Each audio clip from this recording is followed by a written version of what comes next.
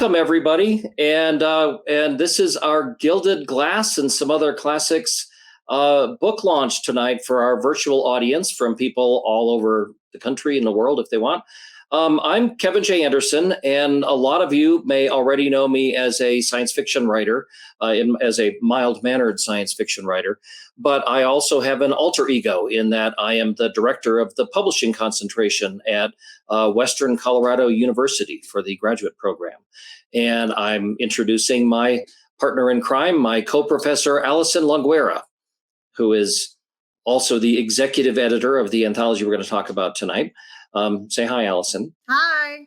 There we go. Okay. I should warn you ahead of time that we have a lot of moving parts on this thing, and we're kind of learning it as fast as we can. But we want to share our excitement and introduce this great new book project that we have. But first off, a little bit of background on the actual publishing graduate program that we have. I formed it about 4 years ago from scratch. This is a unique master's degree program in the entire country, as far as I know, that we give an entire degree that is evenly balanced between traditional publishing and independent publishing. And I've been successful in both, writing lots of books for the big New York publishers and also running my own Wordfire press and everything.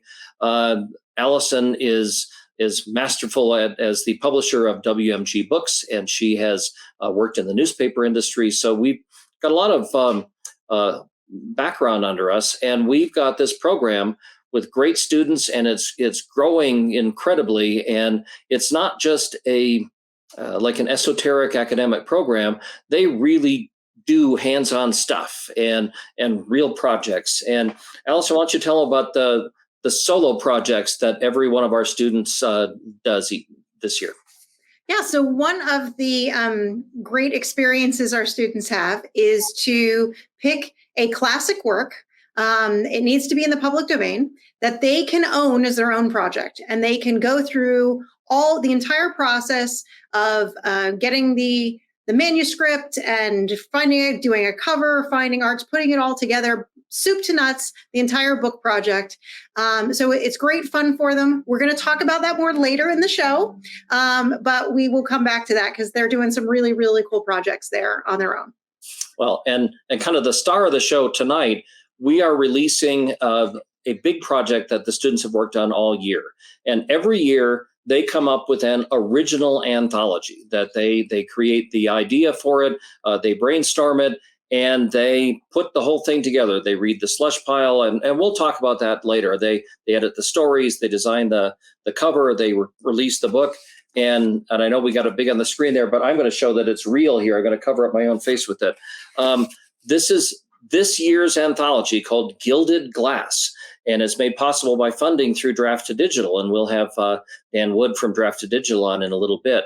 But we are this is our debut, and the book just came out yesterday. It's in hardcover, trade paperback, and ebook. And we're just all very excited. They worked all year long on this. And in order to tell you about Gilded Glass, I'm going to introduce our student, CJ Anaya, who's going to do a dramatic reading of what the book is about. CJ. Yes. All right. Okay. A mirror is far more than meets the eye. When you gaze into the gilded glass, what do you see? And what looks back at you? A beautiful woman hiding an ugly secret, a malevolent king who delivers a fate worse than death, an urban legend who will become an unlikely ally, an alien gladiator with reflective armor, a monster to the rescue, a goddess, a distorted version of yourself. Dare to gaze into these 24 original tales of sweet deceptions and cursed truths by Sherilyn Kenyon and Murtagh Hishinuma, Jonathan Mayberry, Alan Dean Foster, Kristen Catherine Rush, Michael Brent Collings, and more. Edited by international bestseller Kevin J. Anderson and Allyson Longueira and their publishing graduate students at Western Colorado University, Gilded Glass, Twisted Myths, and Shattered Fairy Tales offers stories with diverse roots, characters, and cultures, from frightening to funny, from once upon a time to far-flung futures, and back to modern day. Deals are made and wishes granted, friendships forged and enemies vanquished. You'll love this anthology of modern myths, lore, and fairy tales, because everyone enjoys a happily ever after. Or do they? Stare deep into the gilded glass. What you find might haunt you. Oh, awesome. Thank you, CJ. That's a great description. And everybody's going to want to go out and get the book just from hearing that. So, and I don't think we mentioned there are 24 stories in there. So it's a whole bunch of great reading. And now we're actually going to meet we're going to meet all of the students who worked on this. And we're going to ask them a few questions about the whole process. We have 11 grad students in this cohort, and they're all graduating. We have an even bigger cohort for next year. So we've continued to grow and make these good books. So our first student who's going to come on is Anne-Marie Hermiku. So Anne-Marie, this is great to see you. And I should also tell everybody, Anne-Marie is our wonderful stage manager who's like putting all this together and doing incredible work, putting all these students up and down and book covers. And like I said, there's a lot of moving parts. So great appreciation for Anne-Marie. So your question, tell us how you developed the anthology concept and wrote the call for submissions. Yeah, so it was a really interesting process. It was a great process. I think Anna was the one that kind of had this idea of fairy tales right from the start. And we all really loved the idea, but we were interested in finding a way to kind of focus the idea. So that's when the concept of like mirrors came into play, and how mirrors can be a reflection, and how those can be really great concepts for fairy tales and life lessons and those types of things. So that is kind of where it all started. Developing the call was really interesting. We went through a process where each of us all wrote our own call. And then we had to go through and read everyone's calls and pick and choose the like parts that we liked the best from everybody's. And it was fun. We got together. I think we had like pizza on the table and stuff. And we were in a classroom in Gunnison. And everyone was like fighting for their favorite lines. And until we kind of narrowed it down into this really, what I think was a really interesting call, and was really excited to hear the stories that it produced. That was the hard part, like taking a giant block of marble and whittling it down to a perfect little marble. So thanks, Anne-Marie. The next student coming up is Justin Creato. And Justin, can just tell us about reading this monumental slush pile that you had to go through. Yes. Well, since we had such a good call for submissions, we got over 600 from this year, from all over the world, which was by far the most for Western anthology. So what we did was split into two teams. So each of us kind of sifted through at least 300 plus stories and kind of picking out what we liked. And we had a rating system, and we would have comments, and then we kind of whittled it down, and we got into like this battle royale type of showdown to pick these final 24 stories. But it's all to say that we went through a lot to really find the best ones. And I think, when you read them, that's evident. And there's some pretty good slush pile stories that come from that, as you'll hear next.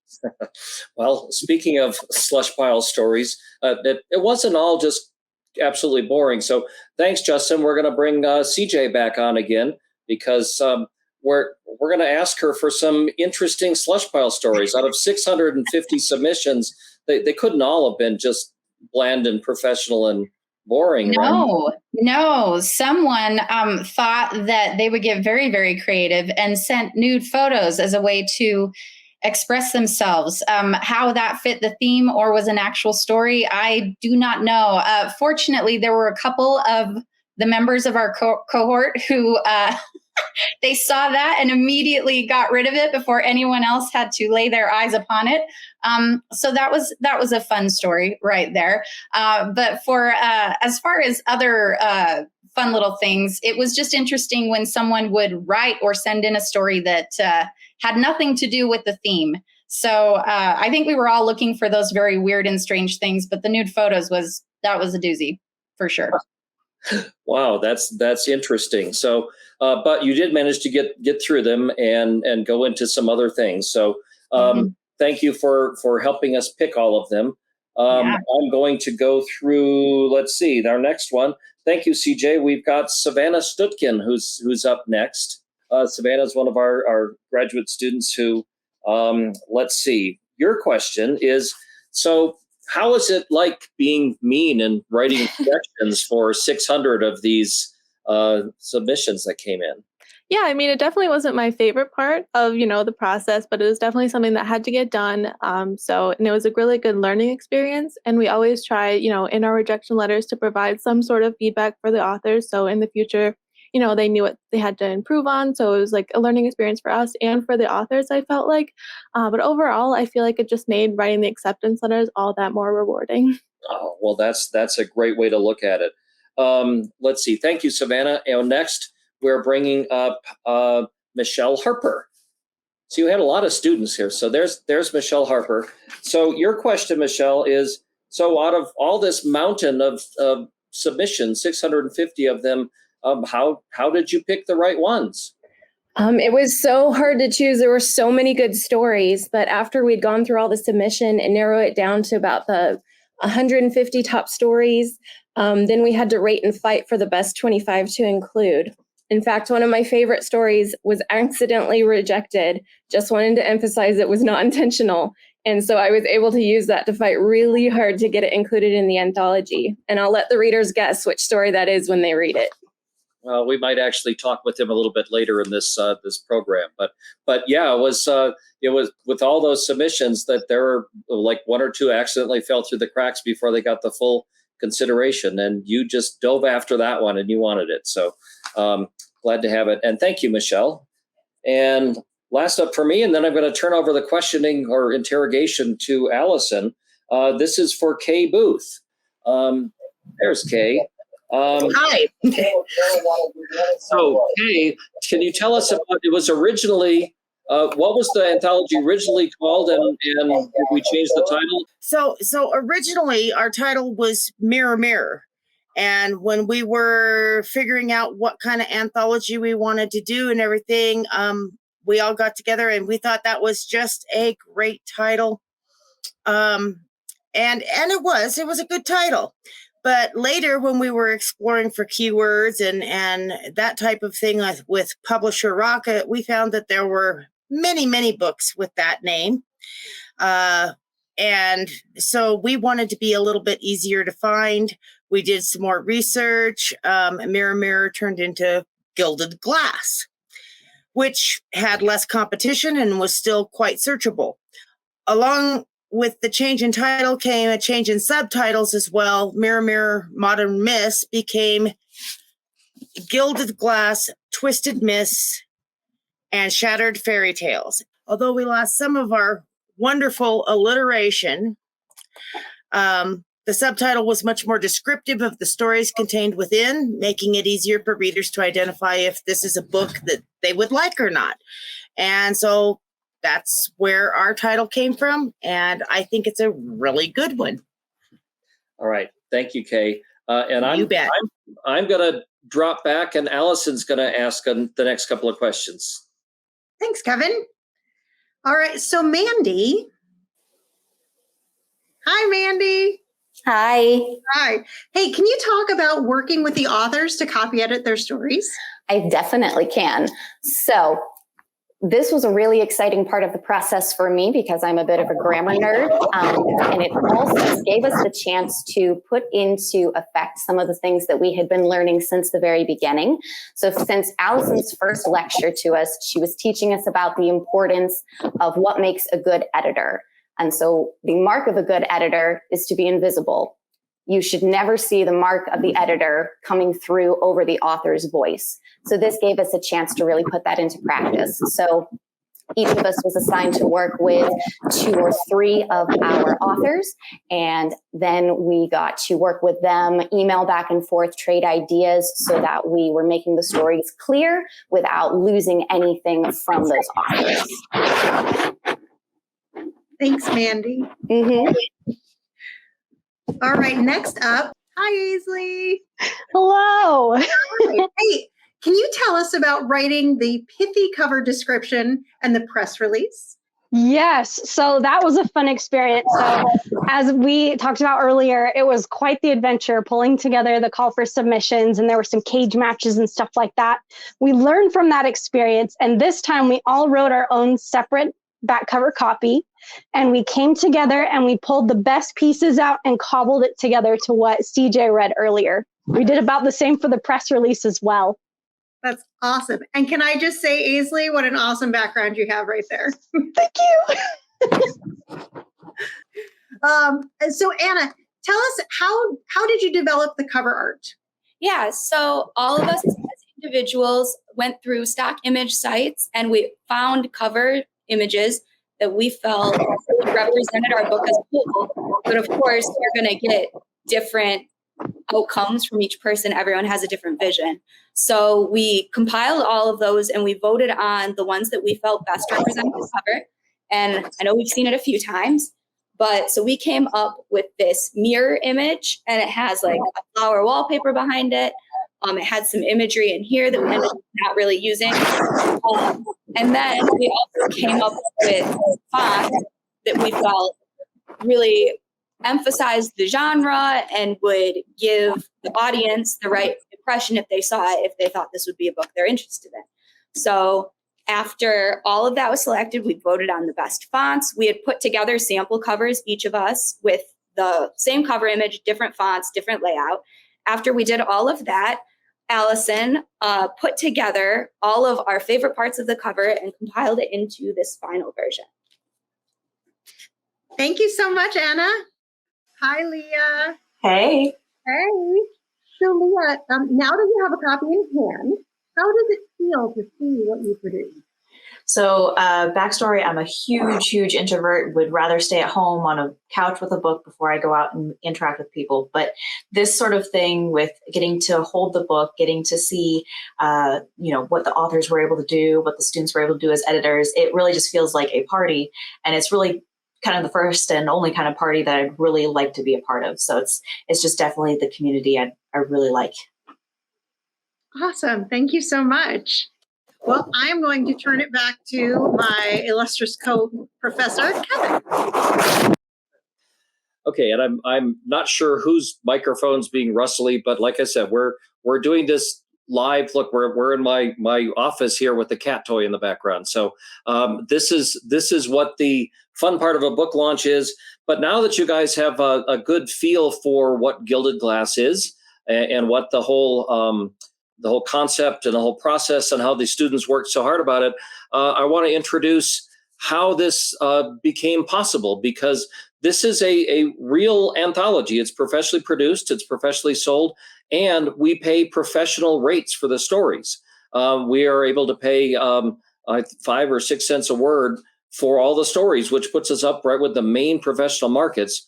I guess that's why we got 650 submissions. But all of that is made possible because we are supported by Draft to Digital, who has been a friend of this publishing program since its very inception. And the head of Draft to Digital, Dan Wood, is the guy who is responsible for being so generous. And we're bringing in Dan, and Dan, we couldn't do this without you, and we're just all so grateful for it. But we want to bring you on to put you on the spot and thank you. And why don't you say a few words about why are you so nice and why are you doing all this? Well, thanks for having us. We've had a big year here at Draft to Digital. This is our 10th anniversary this year. We've been helping indie authors and indie publishers now for quite a while, so it's been really fun. One of the big things that happened this year is we merged with our biggest competitor at the time, Smashwords. And so with that merger now, we represent 900,000 books that we help people distribute to bookstores all over the world. And so it's been a very exciting year for us. We are super excited to be a part of this program. We think this is something that's just very necessary. What we see as we are doing conferences out there is that there are so many authors and so many publishers that need experienced help. And so having a program that teaches them about publishing as it is now, because things are changing quite a bit with the indie movement. There's a lot more opportunities in traditional. Things are starting to open up remote. And so I often tell people it's the best time to be an author. But I think especially right now, it's the best time to even think about having a job in publishing, because it's just going to be much more rewarding as there's more opportunities. Oh, thanks, Dan. And also another employee of Draft to Digital, Mark Leslie Lefebvre, is going to come out in person to Gunnison next week as one of our visiting instructors. And we're just all a very tight-knit community, and we all help each other out. And I'm just very grateful for your support, Dan. So thank you very much. And we're giving us a silent round of applause. And to make this an extra special launch, not just with the students talking about how they put the book together, but obviously we wouldn't have any kind of an anthology without the authors who wrote the stories, right? So we have brought on some of our guest authors who wanted to join us tonight and see what we could possibly do. I should point out that next week in person in Gunnison at the Gunnison's Art Center, we're having our official book launch with these books, and all the students will be autographing and will be showing it off. But this is for all of the remote authors and all around the world. So we're going to bring on a couple of authors to just say hello and tell us a bit about their stories. And Anne-Marie, I'm going to bring on Arlen first because he's been waiting the longest. And we'll see who we have. There we go.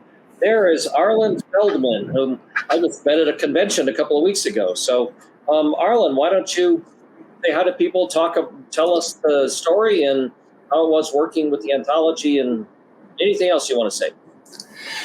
Yeah, so first off, I'm probably not so much the longest as the whiniest, so I apologize for that. I was having a few technical difficulties. Yeah, so it's fascinating. The story I wrote. Let me start again. So my story is about a little girl who's inherited from her mother reflective skin, which does not do her any favors. And it's set sometime around the 40s. The process was fascinating with this because there were so many people involved, and I knew other people who had submitted. And as we were sort of getting closer and closer to the date, I'm like, well, I haven't been kicked out yet. Still haven't been kicked out yet. And then once I was accepted, I mean, just being in an anthology with such an incredible group is amazing.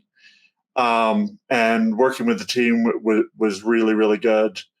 There were some edits that were made, which I think really improved the story. So I don't want to keep going on and on and on, but. All right. Well, I thank you very much. I'm going to go to our next author. I'm seeing who's here in the waiting room, and I'm going to put him on the spot right away because I know him well enough that I can. And if that doesn't make Michael Brent look it up, there we go. Michael Brent, we're going to put you up first. Look at you. Look at that.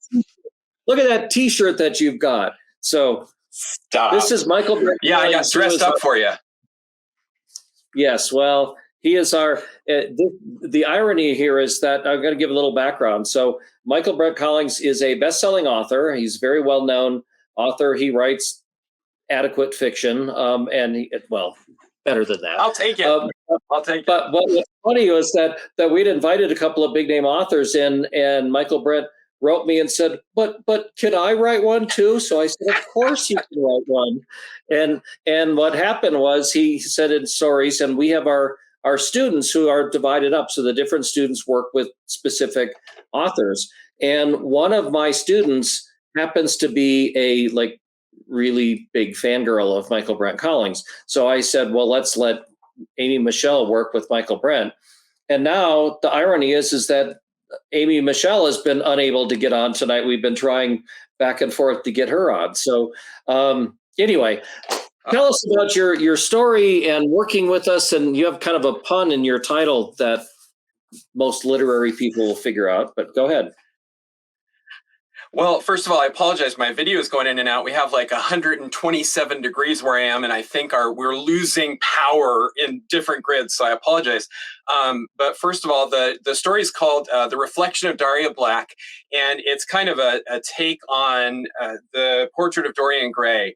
I love the idea of the mirrors because, technology changes everything, even how we look at ourselves. And I mean that literally, my mom used to have a compact and she would pull it out and look at herself and, do her makeup. And my kids, they just walk around with their cell phones and they look at themselves in their cell phones. So I kind of took that and ran with it and turned it into kind of this this weird, twisty, fun little homage to the portrait of Dorian Gray. And it was tremendously fun, not just to write the story, which is always a hoot, but to work with such good people. I was so impressed by the quality of your students and the quality of this whole production. And, of course, Draft to Digital, having them as a part of it is tremendous. I've been working with them for years, and they're wonderful. So it was nonstop fun, and your little edits, because you didn't just write, "This is wrong, Collings." You made fun of it and in a nice way, like, "You sound like an old man here," and stuff like that. So it was super fun doing that and working with some people that I really love and meeting some new people that I love. Oh, great. And thanks for joining us tonight. And man, I don't envy you at 127 degrees or whatever. It's horrible. Okay, I'm going to make a quick announcement. For any of you authors who are waiting to get into the studio, please go ahead and join it. I know you've been watching us on Facebook, but next we're going to go to Nicole Soper-Gordon, who has the lead story in the book, a story that we all loved and hated the parts you wanted us to hate. And so it was a great story. So why don't you tell us about it? And are you really that mean of a person in real life, or? No, I don't think so. I mean, that's what fiction's for, right? You can get that out on the page instead of in real life. My name is Nicole Soper-Gordon. So my story is The Silver King and the Jade Egg. It is a dark feminist fairy tale where the main character is a new wife of the Silver King, who has a magically sharp axe. And it turns out being one of his wives is not a particularly good position to be in. This is actually my first professional sale, and so I'm really excited about it. I think the process was really smooth. Everyone was super professional. I really enjoyed working with everybody. I'm not sure how much you want me to say, Kevin, but really it was a great experience overall, and I'm really honored to have the first story in the whole anthology. Oh, that's a really good slot, and I tell you, I don't know that you knew this ahead of time, but I really liked your story. But you had a couple of people who were like ruthlessly championing your story. So we for our own health and welfare, we decided we better accept it. So it's great to have people who really like your stories. I mean, it's good for your ego, definitely. All right, Nicole, thank you very much. Let's see. E.W. Barnes, that's the next one that we've got up on our list. So tell us about The Reflector. The Reflector is a science fiction story about Shaundi, who is an aging fighter facing her final match against a mysterious, undefeated opponent. And the outcome of this match is going to determine whether she gets to retire in peace or in disgrace. And this story came about when I read the call for the stories for the anthology. The first image that came to mind for me was an older woman examining scars and bruises on her face in a mirror. And the story sort of just grew from there. And I really grew to love the character quite a bit. And yours was one of the only overtly flat out science fiction stories that are in here. Yeah. So.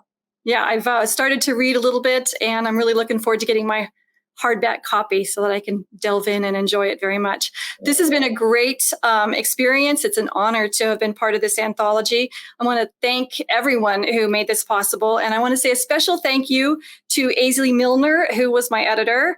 She was professional and responsive and a real pleasure to work with. Thank you very much. So thank you. I'm going to drop back, and Allison's going to talk to the next few writers. Yeah. All right, Robert, come on up. Hey, Allyson, how are you? Good, how are you? Good. Good. It's good seeing you. Yeah, it's good to see you too. Thanks. Hey, so tell us a little bit about your story and your experience working with the students on it. Oh, so my story is called Writing Until the End, and it is a myth for writers. It spawned out of a problem I was having. I had characters kind of yelling at me in my mind to finish their stories. And this is kind of a dramatized version of that. And it kind of asks the question, what do we as writers owe our characters, and how are our characters reflections of us? And the experience was fabulous. I loved the call. It was very innovative. My editor is Michelle Harper, and I had to blush when I got the acceptance because it was just so. Anyway, it was very good for the writerly ego. It was so complimentary. Even got some edits from Kevin. It was a great experience. I've really enjoyed it, and I can't wait to read all the rest of the stories. Thank you, Robert. And yours, we were talking earlier about how this was, Robert's story was, well, Robert's was the one that got dropped by mistake. So we had to, we went back to Robert, and he graciously told, accepted that it had been a mistake and allowed us to continue considering it for acceptance. And we're so glad that we did, because it's such a wonderful story. Thank you so much. Thank you, Allyson. I'm very happy to be here. It's been a wonderful experience. Thank you. Yeah. Thank you. All right. So next up, we do have Rachel Murtagh. So, hi, Rachel. Hi, how are you? Thank you so much for having me. Thank you so much. Hey, could you tell us a little bit about your amazing story, Sea Glass, and what it was like working with your student editor? So my story is a modern day kind of dark fairy tale. It's about a young woman who is kind of going through her life and can't really manifest what she wants. And she meets a very fantastical sea witch.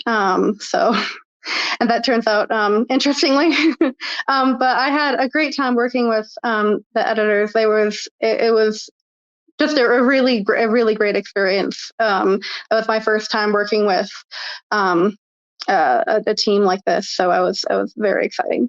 Great, thank you so much. We really appreciate it. We loved having your story in this. All right, next, I believe we have Sylvia Stopforth. Hello. Hi, welcome, Sylvia. Thank you. Thanks for having me. Thanks. We're so glad to have you here, and also to talk to you about your story, Everyday Things, another one of our absolute favorite stories. Can you tell us a little bit about it, the inspiration, and working with your student editor? Well, yes, I'd be happy to. I also just want to say congratulations to you, Allyson, and to Kevin, and to the whole editorial team. It's a lovely volume, and I'm just delighted to have my little Everyday Things included with all these other amazing writers. So thank you. So Everyday Things is a little folk story about a half-wit girl who manages to outsmart smart through the everyday magic of everyday things. And honestly, normally stories come to me through a little vignette of a character or a scene, but in this case, it was actually a voice that came to me. And so I have to say thank you to Aisley, who was lovely to work with on the edits. Also, a huge thank you to Anne-Marie for giving my story its perfect voice with her audio version. So thank you so much. Yes, she did such a great job with that, and it was such wonderful material to work with. You did such an amazing job with that story and the different twist to it. It was fantastic. So thank you so much.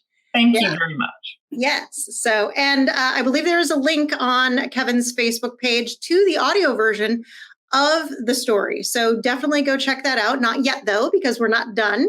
We still have some more folks to talk to. Hi. Hi, Kristen. How are you? I'm good, thanks. How are you? Good. I heard so much about your story, Tips for a Baby Witch, from the student editors as they were discussing your stories. So why don't you go ahead and talk a little bit about your story? It's an awesome one, and about working with your student editor. Yeah, so Tips for a Baby Witch, I was inspired by a lot of social media posts that I see, which are listing tips for people who are interested in witchcraft and things like that. Baby witch is a term for people, kind of new for people who are new to witchcraft, not actual babies. And so I had fun. I was just trying something new, and I was happy with how everything worked out. The student editor I worked with, Savannah, she was really efficient, and she made my story better. Excellent. Thank you so much, Kristen. It's so nice to have you here today. Thank you. Thanks. All right. I think we have Soon. Oh, hi. Welcome. Hi. I just jumped in. Is it my turn to go? Yes. Yep. We are live. Yeah, I know it's kind of startling. I was like, can I get in? I don't know. Yeah. Well, we're so glad that you are able to be here. And we're really looking forward to hearing you talk about The Vessel of the Nameless Goddess, which was a fantastic story, and your experience talking with your student editor, working with your student editor on that story. Oh, sure. Sorry, I had all this stuff planned and then That's okay. Yeah, so the story was a lot of fun to work on. My student editor was very helpful, a breeze to work with, honestly. This whole thing has actually been really surreal because I didn't know that so many huge big time authors were going to be in and I'm glad I didn't, because if I had, I probably wouldn't have submitted. But yeah, it was great working with CJ, and the whole process has been great. It's been terrific. Yeah. I'm very happy to have my story in this anthology. So what inspired you to write this particular story? It's a couple of different things. One, I've always kind of had the story in the back of my head about what if there was a village with a goddess ritual and something goes wrong. But the main thing that made me go, okay, I want to write this story was looking into Korean folklore and finding out that some Confucian monks came to this mountain that was worshipped by local shamans, because Korea has a long history of shamanism. And the goddess was originally a female goddess, that, grandmother mountain that watches over the people and stuff. And so these patriarchal monks come and they're like, we've decided this is actually a male goddess, a male god, and we're gonna start sacrificing female virgins to it for some reason. So that was kind of the impetus, because I was like, how dare they? I'll show you, I'll write a story 2,000 years after you guys are all dead. We loved that. I mean, that was wonderful. I love the twist you put in there. So, all right. Well, thank you very much. It's so lovely seeing you. I'm glad you were able to finally come in and join us and be here for this. And we can't wait for everybody to read your story. All right. Thank you so much. Thank you so much. All right. Do we have Laura or? She's trying to get on. So let me take a minute to just refresh people's memory, or to talk about. So Gilded Glass is our third anthology that we put together so far. And it just came out yesterday. So it's for the third group of graduating students here.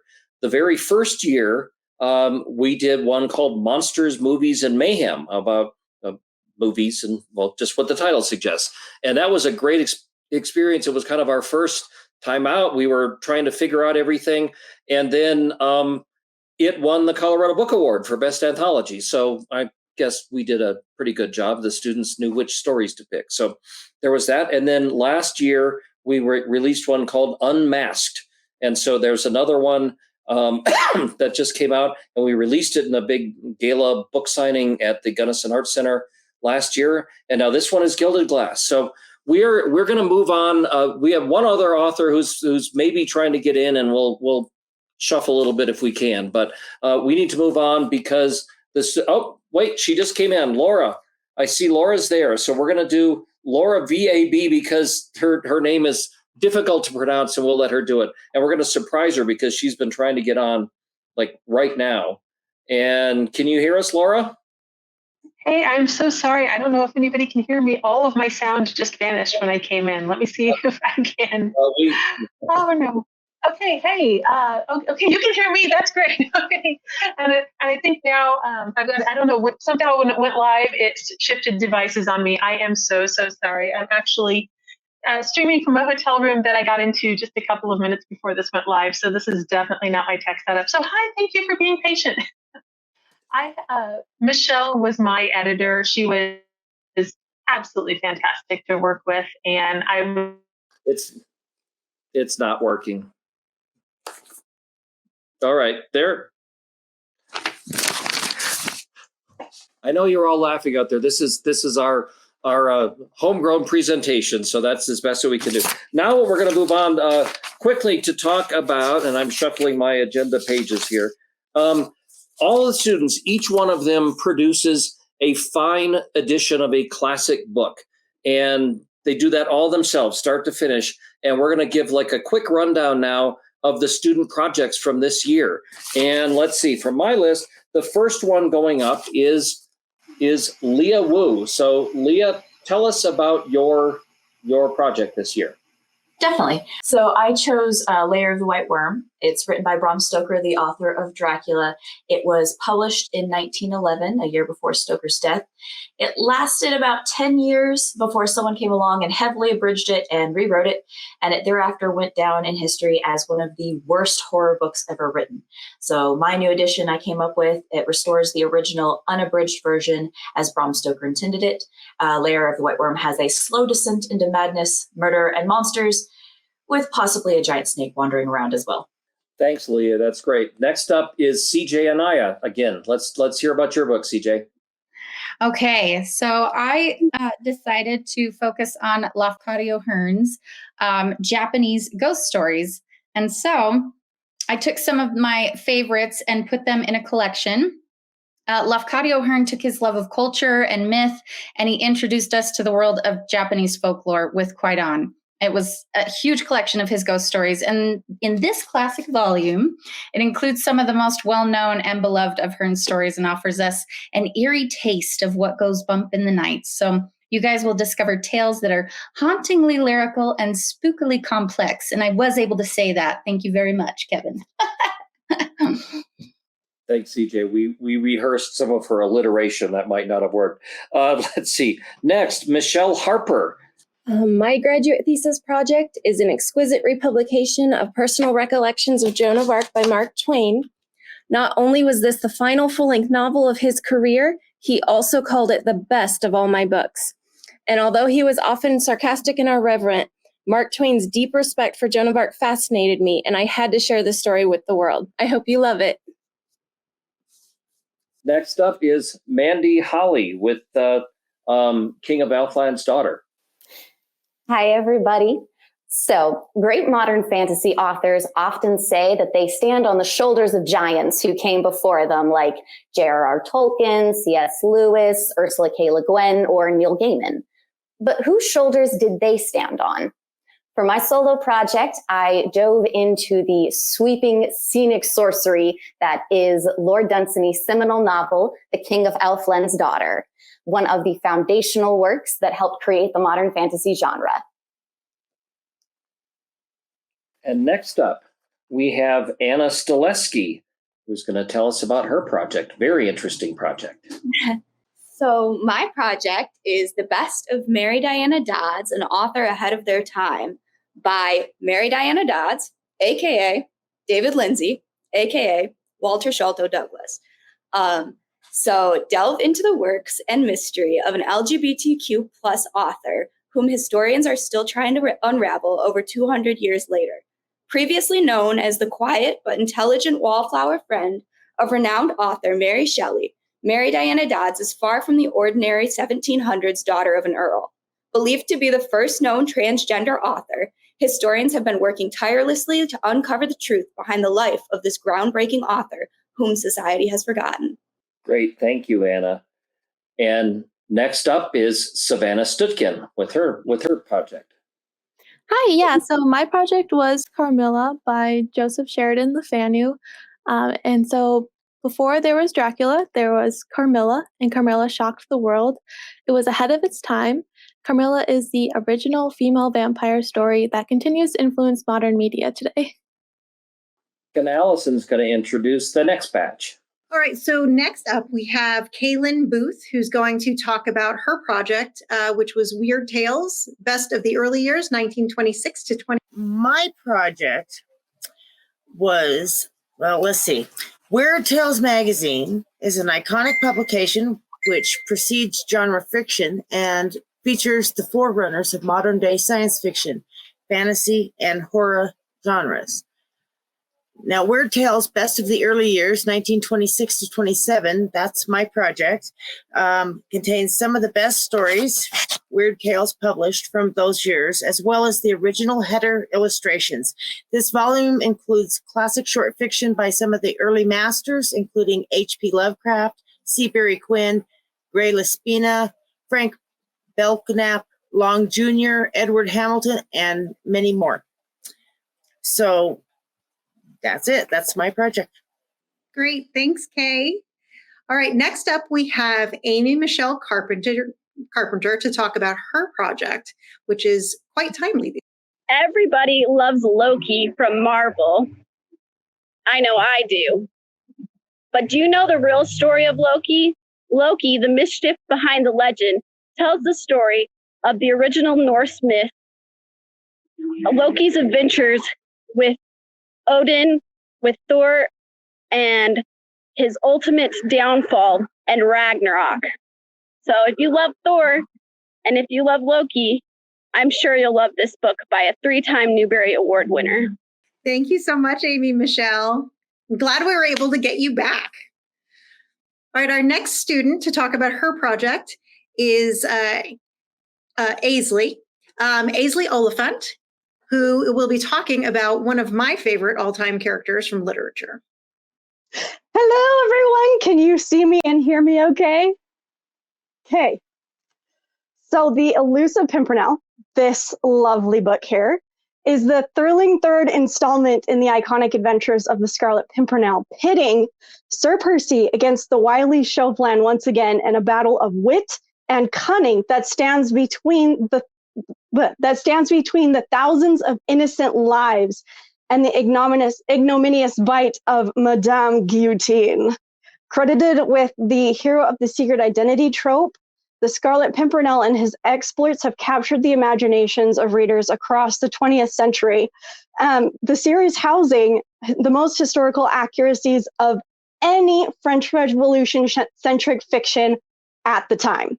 So join the League of the Scarlet Pimpernel and dive into the rollicking adventures of the Scarlet Pimpernel himself, the landmark masked hero of the French Revolution.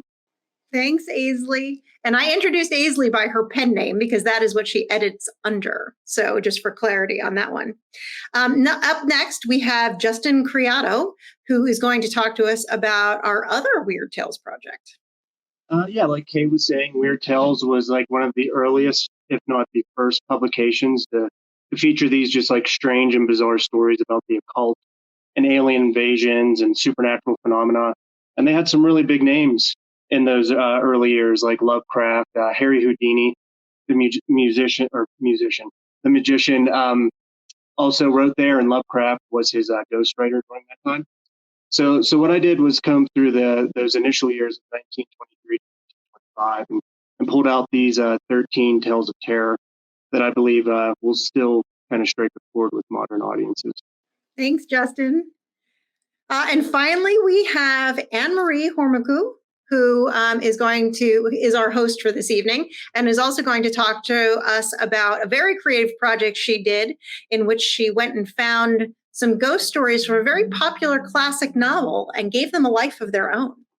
I'm always been a huge fan of Jane Austen.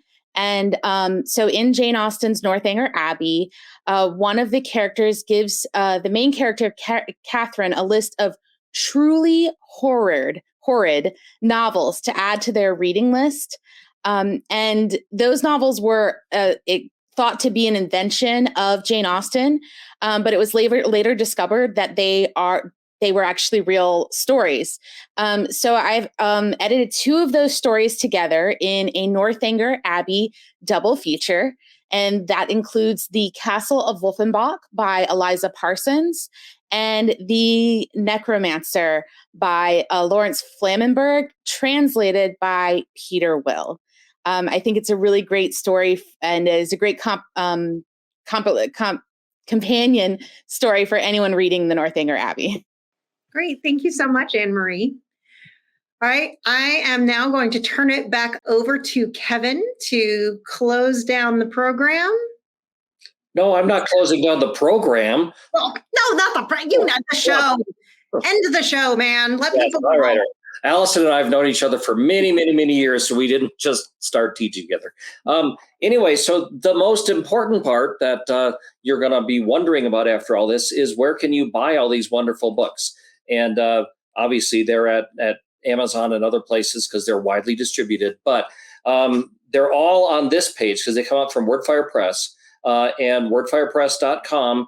If you go to the page GPCW, stands for the Graduate Program in Creative Writing, it's got all of these books on the same page, and you can order them there, and you can see the books from the previous years of the grad students. So you can see really how impressive this program is. I am so proud of all the grad students that we put through and turned loose into the publishing world. But kind of the other thing is the royalties from these books go to support the publishing program. They help pay for things like the cover art and the printing and posters and all that kind of stuff. So, but if you buy it from this link, then Amazon doesn't take their 30% off the top. So it gets a little bit more money for the program if you buy it direct. But we're just happy if you buy it any place that you like. And these are for the online orders. I should make a note about the 2 Weird Tales books. Those are only going to be available for a very limited time because it's being pulled, and in partnership with actual Weird Tales magazine, they will be widely distributed from a larger publisher, but that won't be for a year or so. So this is your window to get those books right now if you want them. But we are very, very proud of Gilded Glass. Got to work backward with the camera here. And very proud of the grad students, and very much thanks to Anne-Marie for running this whole show. And we hope you enjoyed it. And everybody, go forth and read. And we hope some of you can join us in the in-person signing next week in Gunnison, Colorado. If not, sit back and read your copy of the book. So thank you all, and good night. And thank you for joining us. Thank you, everyone.